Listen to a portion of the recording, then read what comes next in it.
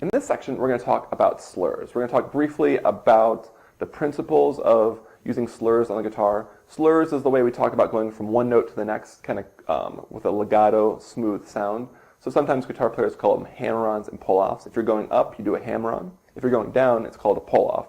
Sound goes up for a hammer-on, sound goes down for a pull-off. So we're going to take a look at some principles of where to put those in and how you can make it so that the piece is easier to play, but also sounds better to the listener. So let's go ahead and get started with that. So the way that you want to approach putting hammer-ons and pull-offs or slurs into a piece of music is that you want to make sure that you have some way of going between notes legato, so it'll kind of make it much easier to play and much more pleasant to listen to if you have some slurs there in the piece, but you don't want to do too many. A good way to start is to start maybe like at measure 2, right on beat 1, like going from beat 1, going, so we're basically going 1 and, because when you do a hammer-on or a pull-off, the first note is going to be a little bit stronger than the second note. That's just the physical reality. Now you definitely want them to be even. Like, you don't want it to be and really weak. You want them to be pretty even, pretty equal in sound, but it's just a physical reality that the second note is not going to be as loud as the first note. So it's kind of an accent. So if I start on the downbeat or the first beat of measure 2,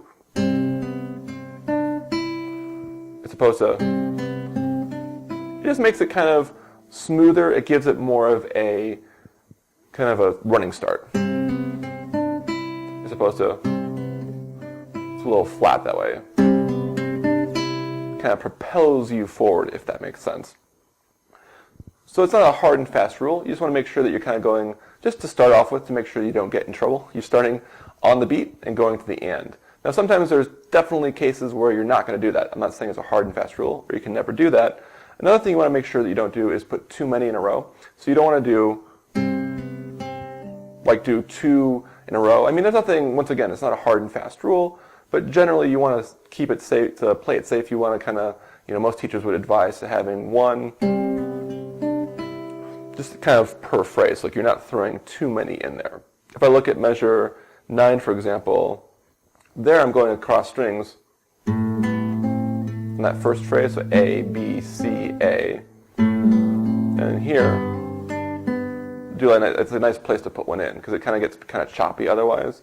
So as much as possible, sometimes the fingering doesn't allow it, just make sure that you are putting some in. If you play an entire piece and you're not doing any hammer-ons or pull-offs, you're probably missing out on something.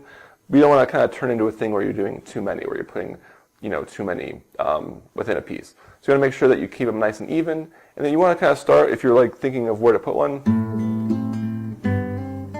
like on the beat, especially on the strong beats. We talked about that earlier. We're playing in a 4/4 piece here. 1 and 3 are the strong beats. So we want to see, I would start with putting a hammer-on or a pull-off on beat 1 or beat 3, going from 1 and or from 3 and. Of course, there's other places. It depends on the phrasing, depends on the music. This is definitely an area where it's a little more subjective. So there's not one right or wrong way to do it, but just to take some of the mystery out of that. Now that we've talked about some of the basic principles of putting slurs in a piece of music, we're going to go ahead and talk about some specific places in the Alman where you can apply them. Something that really bothered me when I was first taking classical guitar lessons is that my teacher would say, oh, you got to do a hammer on here or pull off there. And I kind of felt like I had no idea why the teacher was saying to put it in that place or that other place. And I would put my own slurs in, and he would say, oh, no, you don't want to do it there, but you need to do it here. So we'll talk about some places in the Alman as examples that you can specifically play, but also you'll be able to take the principles out of that and apply them to any other piece that you're playing, whether it's classical or fingerstyle or anything else. So let's go ahead and take a look.